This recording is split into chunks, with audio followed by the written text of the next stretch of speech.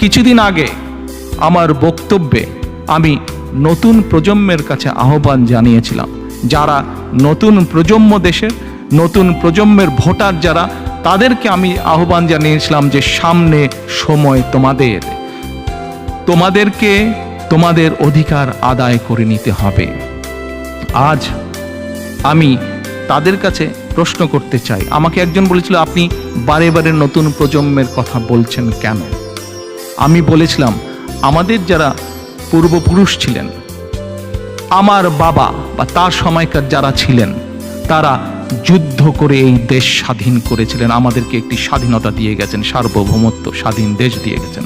আমাদের থেকে যারা আর একটু বড় ছিলেন, তারা 90 সালে বা আমরা যখন ইয়াং ছিলাম, ছাত্র ছিলাম, সেই সময় আমরা স্বৈরাচারের বিরুদ্ধে আন্দোলন করে গণতন্ত্রকে ছিনিয়ে নিয়ে এসেছিলাম, গণতন্ত্র প্রতিষ্ঠা করেছিলাম 1990 সালে, স্বৈরাচার মুক্ত করেছিলাম এই দেশকে। হ্যাঁ, ষড়যন্ত্র থেমে থাকেনি, ষড়যন্ত্র চলেছে বাংলাদেশে। 1975 সালের 7ই নভেম্বরে যারা পরাজিত হয়েছিল, তাদের ষড়যন্ত্র থেমে থাকে নাই।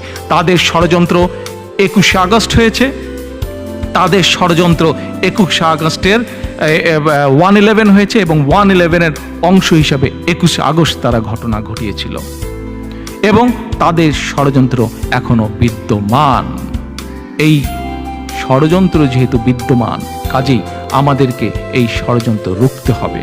এই ষড়যন্ত্রকে রুখতে হলে নতুন প্রজন্মকে এগিয়ে আসতে হবে। নতুন প্রজন্মকে এই জন্য এগিয়ে আসতে হবে যে আমাদের গর্ব, আমরা 90 সালে স্বৈরাচার মুক্ত করেছিলাম। তোমরা কি নিয়ে গর্ব করবে? তোমরা কি নিয়ে গর্ব করবে নতুন প্রজন্ম? কারণ আজ দেশের মানুষ তোমাদের দিকে তাকিয়ে আছে, দেশের মানুষ এই অবস্থা থেকে পরিত্রাণ চায়। কাজে এখন সময় এসছে নতুন প্রজন্মে যে প্রায় 3 কোটি ভোটার আজ আছো, তোমরা ভোটার হয়েছো, কিন্তু তোমরা ভোট দিতে পারোনি।